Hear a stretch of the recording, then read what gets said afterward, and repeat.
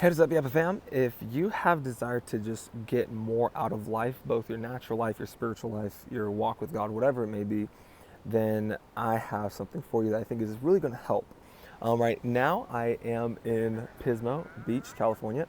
So I'm having the opportunity to kind of get away, escape, family vacation. It's like 103 over in Sacramento, and I'm like, it feels so good out here. I mean, look, like you have the beach, the coastline. I mean, it's just all good stuff. So anyway, out here with family, and this is a cool little treat. But anyway, so I was sitting here, honestly, thinking about I should do a video. I should do a video. This is like a really good setting. It's about 7:30 in the morning, and I was thinking, well, what to do a video about. And as I was walking along the beach here, there's that infamous or famous pier over there, right down there, right down there. Man, dude, I love California. But anyway, I know a lot of people are leaving Cali, but I love Cali. Anyway, so I was doing a lot of thinking this morning. I woke up around 5 to go out there and just walk, get a little exercise in, and then just think about where I am at personally in life, right? And I was thinking about, where I'm at, what I'm doing and stuff like that, because, I think that it's important to think, right? And to kind of know where you're going, know what you want to do, and then measure your progress, right? And I take that back, not measure your progress. Let's really just dive into the main crux of what I'm what I want to share with you guys. And that is this: think through life. Okay? Now it may sound simple, that may sound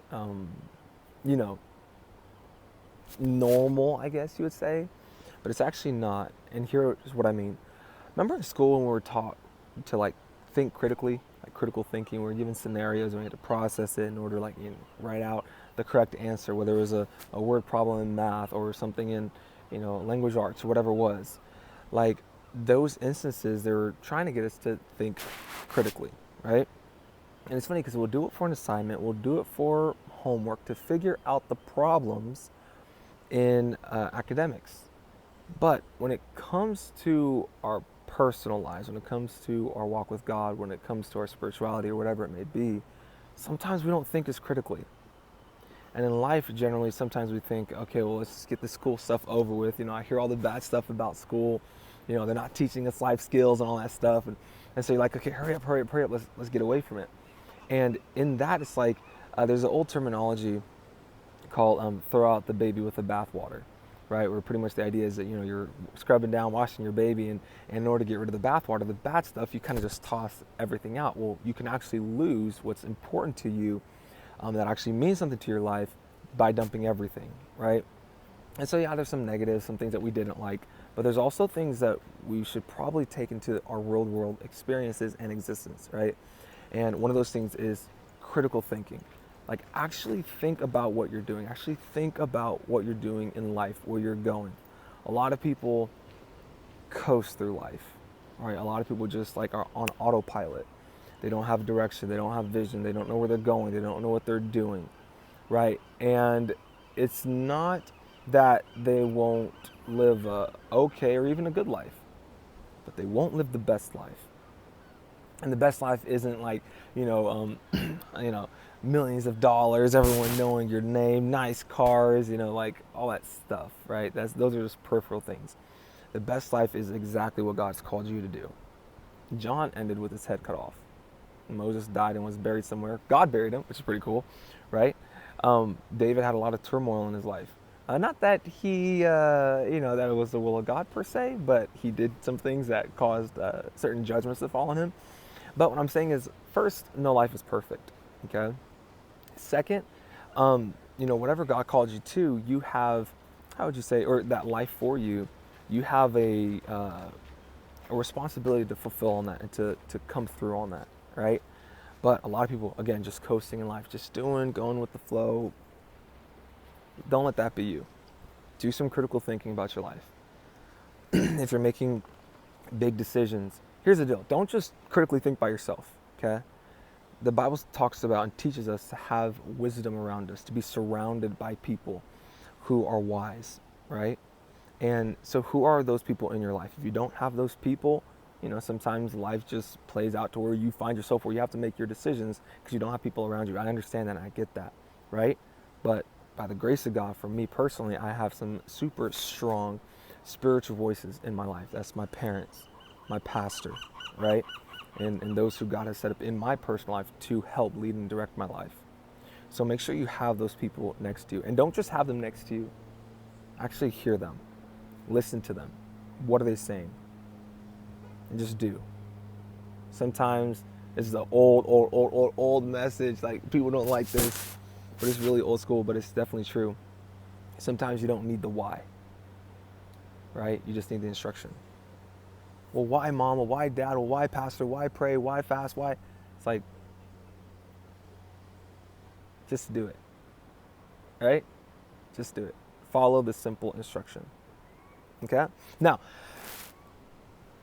you may say, I'm not built for that. I'm not, that's not the way I go. That's not the way I do and stuff. Like, I get it, okay? I understand it, right? For me, I love thinking. I love thinking about things, and sometimes I can think, well, dad, mom, like, what's the why behind it?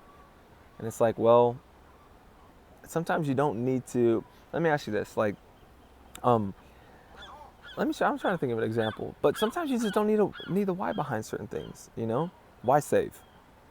Well, it'll be good to have the why, but to have money, just saved up is, if you're just told to save, it'd probably be good just to save, People are like, you could get like a bulleted, probably 5 or 6 points on how to build massive amounts of wealth, or how to have powerful relationships with your significant other, like how to do all those things. And it probably can be summarized, all of it, in 4 or 5 word statements.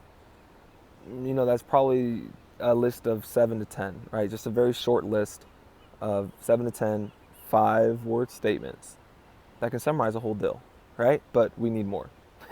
We need the why behind it. But check this out. So, like, it's kind of, I'll wrap up the video.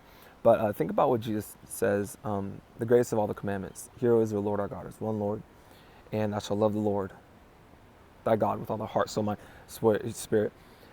And we think of it, it's just love the Lord. And then the next one is like unto, love your neighbor as yourself. So love the Lord, love your neighbor. 2 words, love God, love people. 4 words, love God, love people. And on that hangs all the law and the prophets. So Deuteronomy, Leviticus, the word of God that was given in Exodus, all the prophets, Jeremiah, Isaiah, Haggai, Joel, like all the prophets, all of that hinged on 2 things: love God, love people. All right? So, sometimes we don't need the why. So if your parents, your spiritual authorities talking to you, just be like, okay, I got you. All right? So, and along with that, think through life. Critically think through life. Don't just go coasting. Don't just be like chilling like a, no. Life is serious. Don't let this casual, what this world's selling, casual Christianity or whatever it may be, don't let that be, like kind of mess with your mind. Sometimes you got to get away from things like that, right? In order to focus on, okay, where am I going? What am I doing? There's a lot of good stuff in the world. There's a lot of good messages. You can find them on, I was listening to stuff. I wasn't listening to it. Someone was watching TikTok next to me and on Instagram. And, they showed me this pastor who is, and this young kid that were like talking about like some really good stuff. But it's like, that's good, but what am I supposed to be doing? Because you can feed yourself off of, all these different messages on social media and never really like have a direct place where you're going. Have that direct place you're going, okay? You have to think critically and do life purposefully, okay? So that's it. Does that sound good, my friends? I hope it does. Make sure you like today's video, wherever you're watching this. Share it with someone who you think it will benefit. Subscribe to Yapa 238. We're almost at 10K. I'm super excited.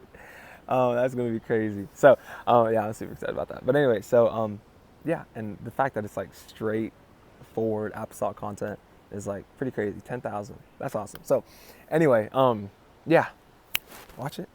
Be careful, be cognizant, and I'll catch you guys on the next video. God bless you. Love you guys. In Jesus' name.